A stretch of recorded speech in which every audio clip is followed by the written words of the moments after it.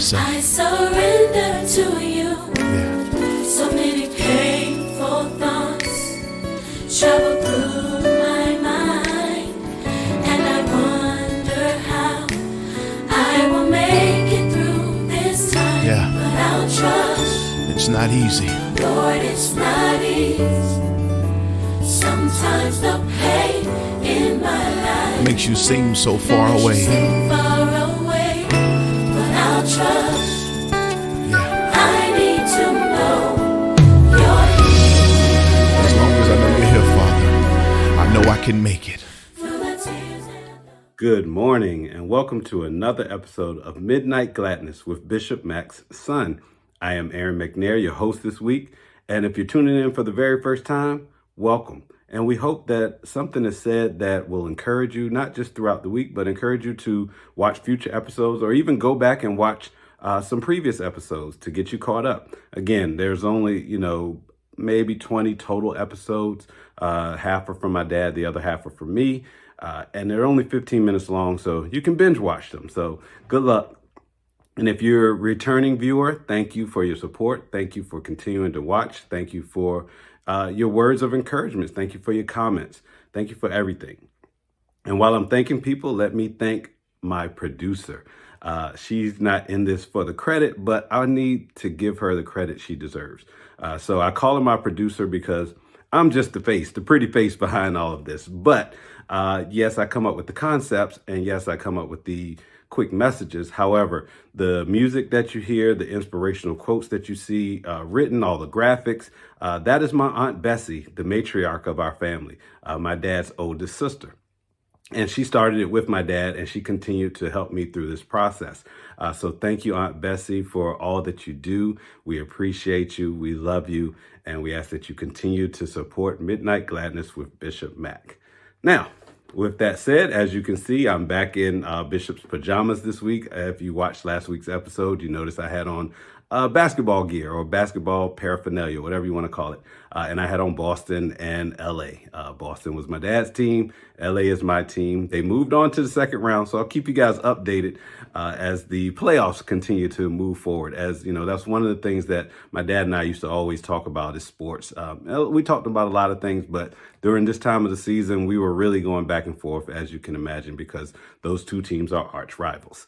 Anyway, so this week's message is called Trust Me. Yes, trust me.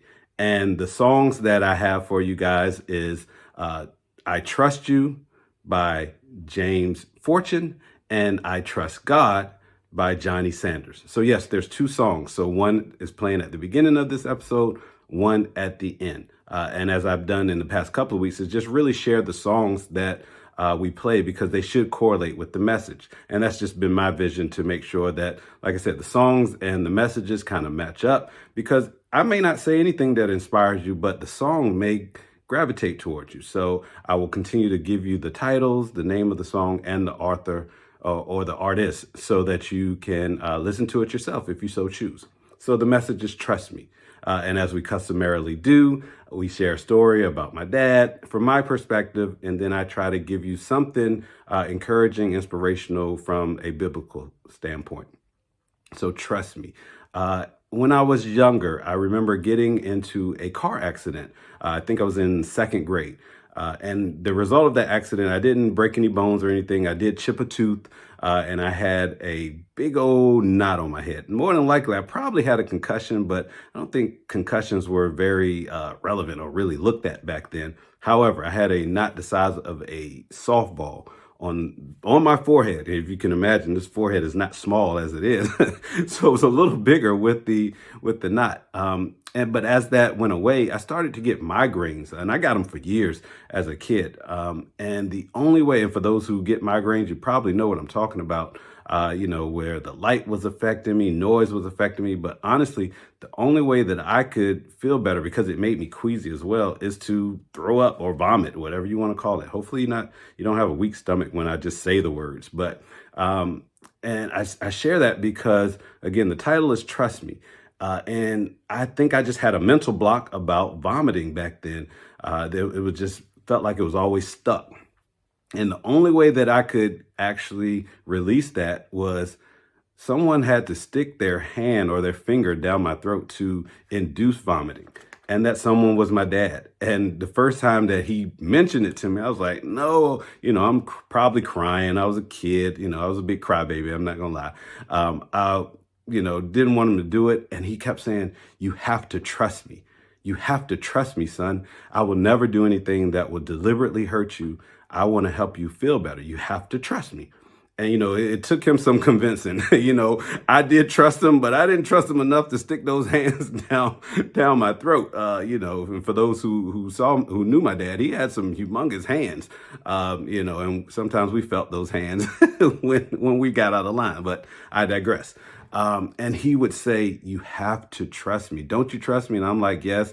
And I don't know, I don't know how long it took him to convince me, but it took him a while. Finally, I got to the point where I felt so bad that I had to let him do it because it was driving me crazy. So when he did it, the release came, I felt better. And then as the years went on, especially, as a child, I just constantly would get those migraines, and vomiting would only make me feel better. And he had to constantly do that. So I guess he trusted me enough not to vomit on his arm. I don't know, but he just did that as a father and just, didn't second guess himself. It was just something he always did. So that's just a quick story. Again, I always, like to share something with you guys, something personal from my perspective of my dad. And then we tie that into something biblical. Trust me. So as I typically do, I'll give you a couple of Bible verses. The first one I'm going to give you is actually my favorite Bible verse of all time. And I'm sure a lot of people have their own favorite Bible verse, but this is my favorite. And I can't really explain why, but it is my favorite Bible verse. And that is Proverbs chapter 3, verse 5 and 6. And again, I'll be reading from the New International Version. And for those who have been paying attention, I will stop and read that. Everything else I kind of free flow as I'm talking, but I want to read it to get it right for you. But I also want you to be able to go back and get some context behind it. So Proverbs chapter 3, verse 5 and 6 says, trust in the Lord with all your heart and lean not to your own understanding, but in all your ways acknowledge him, and he will make your path straight. And I think probably the King James Version says direct thy path, whatever. But that is my favorite Bible verse for you guys out there, just so you know. And another Bible verse I will share with you is John 14, chapter 14, verse 1. And this is where Jesus is saying, let not your heart, be troubled. Believe in God. Believe also in me. Trusting in God. Trust me is what he's saying. The last Bible verse I will read, and then we'll talk a little bit about that, is Psalm. And again, for my theologians out there, notice I said Psalm. I didn't say Psalms with an S. And for those who are unaware, a lot of us, for whatever reason, says Psalms. I don't know if I'm not sure why we do that, but the actual book of the Bible is called Psalm. Psalm. So I'm going to read Psalm 91, chapter 91, verse 1 and 2. Whoever dwells in the shelter of the Most High will rest in the shadow of the Almighty. I will say of the Lord, he is my refuge and my fortress, my God in whom I trust. Trust me. So there are many situations where God has, provided for us. We've had to trust in him. We don't know when things are going to work out, how they're going to work out. But if we pray and believe in that, God will bring us out. So I say all that just to say, and I'll give you some examples from the Bible that, will demonstrate where people in the Bible trusted in God and how he brought them out. So everybody remembers Daniel in the lion's den. He was brought out from that because he trusted in God. Jonah in the whale's belly was brought out. He trusted in God. Peter out of prison. David defeated Goliath. Lazarus from the grave. Took the shackles off of Paul. He removed the doubt from Thomas.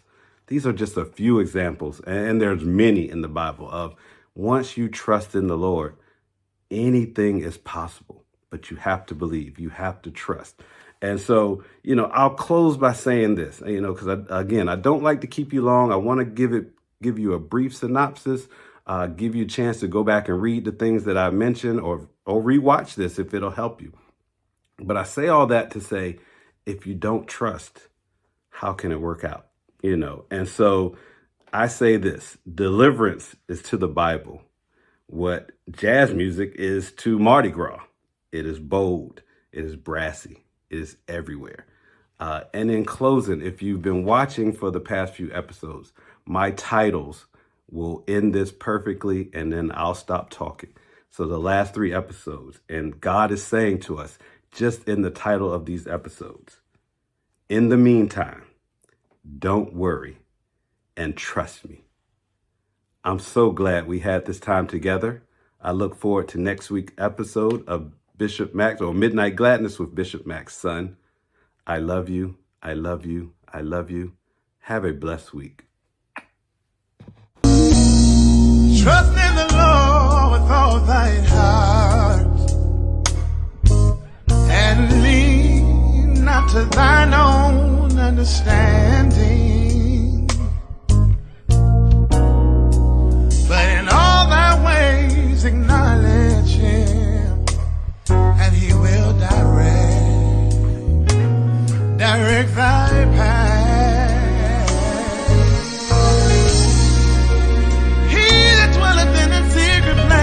Of the Most High shall abide under the shadow of the Almighty. He's my refuge, he's my fortress, my God, in him will I trust. Through the pain, I trust God. In misery, I trust God.